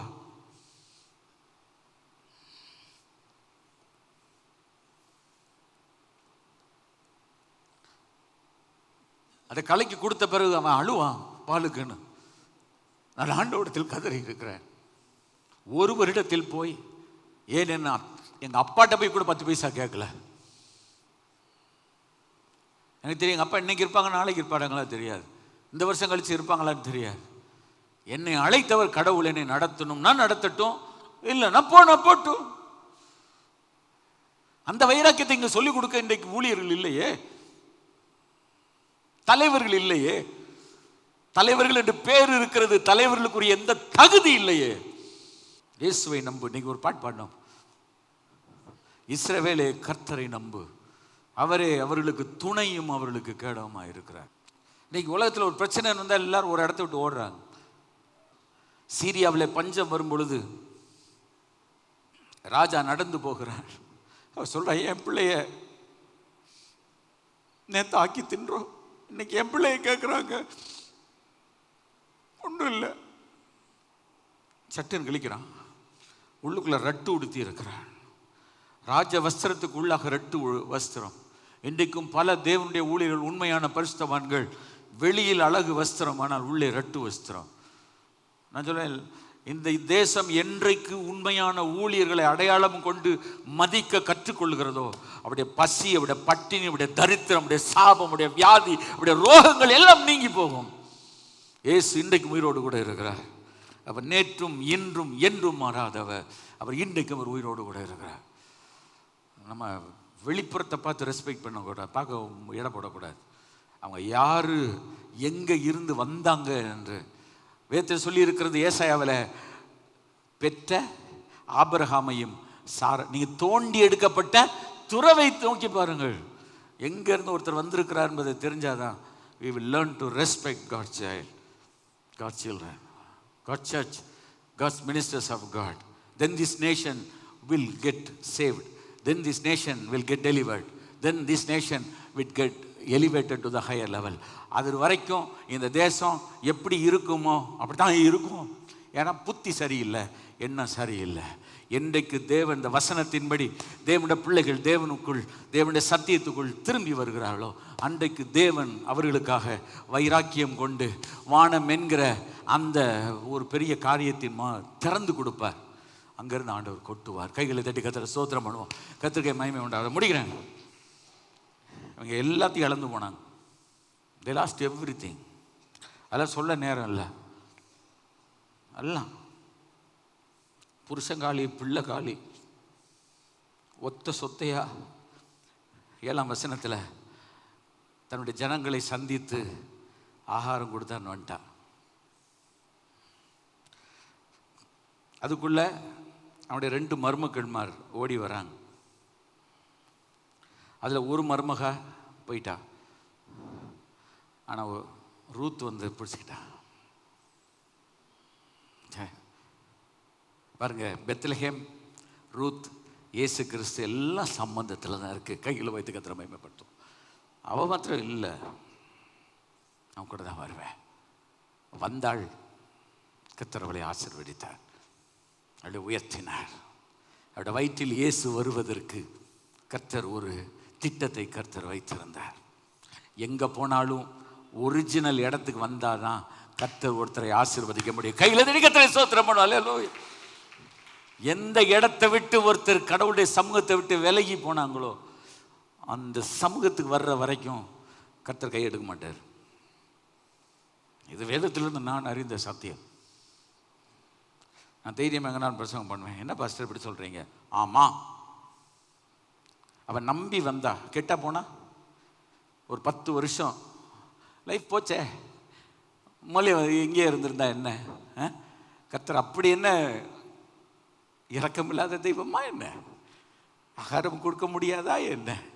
இதே பெத்லகேம் என்ற சிற்றூரில் எத்தனை பேர் வாழ்ந்தார்கள். கைகளை வைத்து கர்த்தரை மகிமைப்படுத்தும். ஒரு சின்ன ஊர். அதனால தான் இவங்க வந்த உடனே அவங்க கண்டுபிடிச்சிட்டாங்க. ஆஹா, நகோமி வர்றாடா. மதுரையில் கண்டுபிடிக்க முடியுமா? சென்னையில் கண்டே பிடிக்க முடியாது. இயேசு இடத்த ஜெயம். பாம்பேல அடையாளமே கிடையாது யாருன்னு. ஆனால் சின்ன ஊரில் என்னன்னு, இந்த வரா பாருமா, நம்ம விட்டு போனவங்க இந்த வர்றாங்க பாரு ஊரை விட்டு.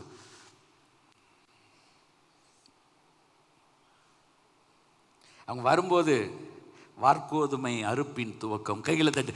அறுவடை நாட்கள் நடந்து கொண்டிருக்கிறது. ஜீசஸ். முடிக்கிறேன், நேரம் ஆயிடுச்சு. புதிய ஏற்பாட்டில் இயேசு கிறிஸ்து ஒன்று சொன்னார். லூக்கா 18 முடிக்கிறேன். சரி, எங்கே போனாலும் எங்கே புகலிடம் இருக்கிறதோ அங்கே வந்தால் பொழப்பு. கையில் புகலிடம் உள்ள இடத்துல தான் பொழப்பு இருக்கிறது, மற்ற இடத்துல பொழப்பு இல்லை. இருக்கிறது போல் இருக்கும், கவுத்தி போயிடும். லூக்கா 18ஆம் அதிகாரத்தில் ஆண்டவர் ரோமை சொன்னார். ஒரு விதவை, அதுவும் ஒரு ஏழை விதவை, ஒரு நியாயாதிபதி, அநீதியுள்ள நியாயாதிபதி. 5ஆம் வசனத்தில் சொல்லியிருக்கு, அவள் வந்து தொந்தரவு பண்ணுறான். இயேசு அதை எடுத்துக்கிட்டு அடிக்கிறார் பாருங்க. ஒரு நல்லவன் சொன்ன வார்த்தையால் நம்ம படுக்கலாம். இயேசு மாட்டான் தோட்டத்து மல்லிகைக்கு மனம் உண்டு. அதனால் ஆண்டவர் அதை எடுத்து அழகாக சொல்கிறாரு.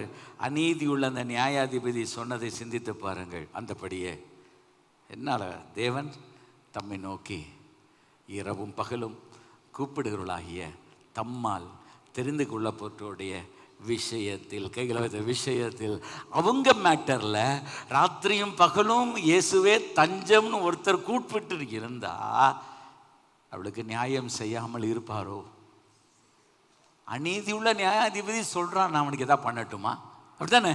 அநீதி உள்ள நியாயாதிபதி என்ன சொல்கிறான், தொந்தரப்பட்டவளை செஞ்சிருக்கணும். ஆனால் அவள் என்னை நம்பும் போது நான் சரியில்லை, ஆனால் அவள் என்னை நம்பிட்டாளே, என் மேல் விசுவாசம் வச்சுட்டாளே, என்னை வந்து தொந்தரவு பண்ணுறாளே, எதுக்காக?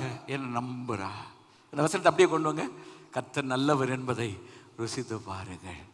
அவன் மேல் நம்பிக்கையாக இருக்கிற, அடைக்கலமாக இருக்கிற, தஞ்சமாக கொண்டிருக்கிற மனுஷன் பாக்கியவான். ஆண்டவர் சொல்றார், சீக்கிரத்தில் அவர்களுக்கு நியாயம் செய்வார்கள்.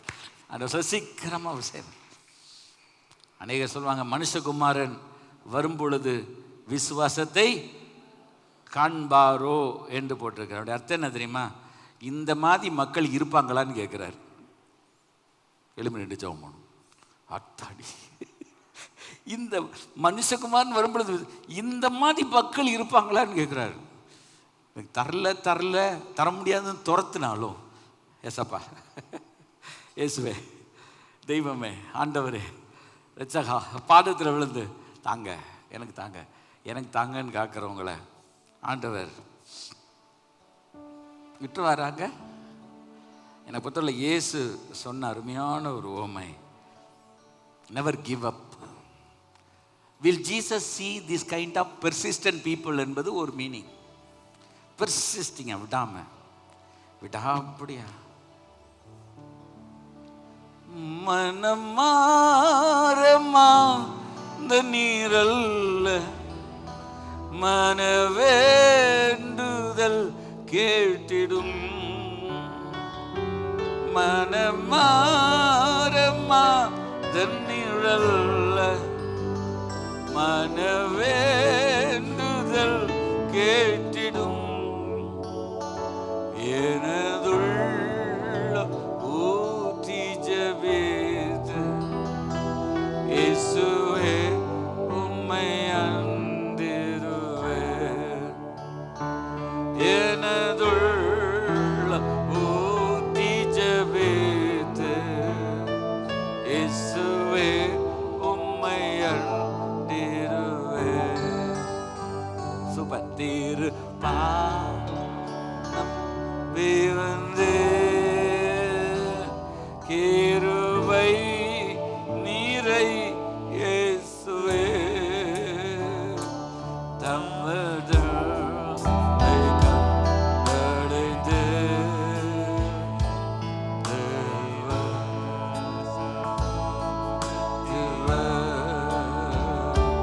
தமது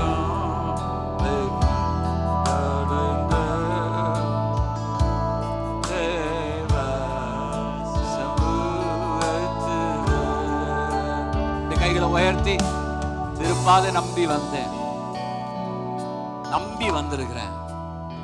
கிருபை நிறை இயேசுவே. ஆண்டவர்கிட்ட வரும்போது அவருடைய அன்பை நான் பார்த்துட்டேன். வேற எங்கேயும் போக மாட்டேன். கைவச்சு சொல்லுவேன், அந்த அன்பை நான் பார்த்துட்டேன், அந்த அன்பை ருசிச்சுட்டேன்னா அந்த அன்புக்கு நான் அடிமை, நல்ல பண்புக்கு நான் அடிமை, அந்த அன்புக்கு நான் கட்டுப்பட்டவன். கட்டுப்பாடுக்கு கட்டுப்பாடு சிலருக்குள் இருக்கிறது, கட்டுப்பாடுக்கு கட்டப்படுகிறது. ஆனா தேவனுடைய பிள்ளைகள் அன்புக்கு கட்டுப்படணும். கைகளை தட்டி அன்புக்கு கட்டணும். ஆண்டவருடைய அன்பை ருசிச்சுட்டா, அந்த அன்பை நம்ம மரியாதை கொடுத்து அந்த அன்புக்கு ரெசிப்ரோக்கல் அன்பு கொடுத்தோம்னா அந்த அன்பு பெருகும். கைகளை தட்டி கர்த்தரை ஸ்தோத்திரம் பண்ணுவோமா? ஆண்டவரே, இந்த வார்த்தைகளுக்காக ஸ்தோத்திரம், சத்தியத்துக்காக ஸ்தோத்திரம். உம்மை நம்புகிறவன் என்றும் பாக்கியவான். என்ன பாக்கியம் நான் சொல்லலை, இந்த பாக்கியத்தை அவங்களே புரிஞ்சுக்கிடட்டும் சுவாமி. I try to explain this verse. என்னால் as much as possible. எனக்கு அந்த அளவுக்கு அறிவு இல்லை, நான் ரொம்ப கொஞ்சம் அறிவு, எனக்கு ரொம்ப பலவீனன். ஆனால் என்னை பலவான்னு சொல்லியிருக்கீங்களே ஆண்டவரே. கிறிஸ்துவுக்குள் வாழும் எனக்கு எப்போதும் வெற்றி உண்டு என்று சொல்லி கொடுத்திருக்கிறீர்கள். இயேசுக்குள்ள வாழ்ற ஒரு வாழ்க்கையில இருக்கிற ஒரு அலாதி இன்பமே தனி, மகிமையே தனி, அந்த பிரகாசமே தனி. ஹல்லேலூயா. அதை பெற்றுக்கொள்ளணும் உங்க ஆண்டவரே. அந்த ஆண்டவரை கண்டு ருசிச்சு அந்த நம்பிக்கையை வச்சு அவர்கிட்ட தஞ்சம் புகுந்துட்டா கைவிட மாட்டீர். ஒரு காலம் பிள்ளைகளை கைவிடாதீங்கப்பா. இந்த வார்த்தையின்படி, இந்த வாக்குத்தத்தத்தின்படி இந்த மாசத்துல நினைவுற பிறந்த நாள், கல்யாண நாள், நல்ல நாள், என்னென்ன காரியத்தை இழந்து போனாங்களோ அதையெல்லாம் சத்துரு எடுத்ததை, பட்சித்ததை, வெட்டுக்கிளி சாப்பிட்டதை, ஓ ஜீசஸ் முசுக்கோட்டை பூச்சி சாப்பிட்டது, அந்த விளைவெல்லாம் திரும்ப நம்முடைய பிள்ளைகளுக்கு தாங்க ஆண்டவரே. இஸ்ரவேலில் தேவனாகிய கர்த்தர் நீர் என்பது நம்முடைய பிள்ளைகளாகிய எங்கள் மூலமா இந்த உலகம் அறியட்டும், இந்த சபையின் மூலமா எல்லாரும் அறியட்டும். அந்த வைராக்கியத்தை உங்களுக்கு கொடுத்து ஆண்டவரே, வருகிற 5 முதல் ஆண்டவரே ஏப்ரல் மாதம் வரைக்கும் 40 நாள் அந்த சரீர ஒடுக்க ஜெபத்தில் நல்லா ஜெபம் பண்ணி இந்த 2025 கிருபையை பெற்று எல்லாரும் கொடுக்க கிருபைத்தா ஆசீர்வதித்து அனுப்பும். கர்த்தருடைய பந்தி ஆசீர்வதியும். இயேசு நாமத்தை ஜெபிக்கிறோம் எங்கள் ஜீவன நல்ல பிதாவே, ஆமேன் ஆமேன். இப்பொழுது நம்முடைய கர்த்தராக இருக்கிற இயேசு கிறிஸ்துவின் கிருபை, பிதாவாகிய தேவனுடைய அன்பு, பரிசுத்த ஆவியானவருடைய அந்யோன்ய ஐக்கியம், சந்தோஷம், சமாதானம் நம்முடையவரோடு நினைக்கும் சகல பரிசுத்தவான்களை நினைக்கும் இருப்பதாக. ஆமென்.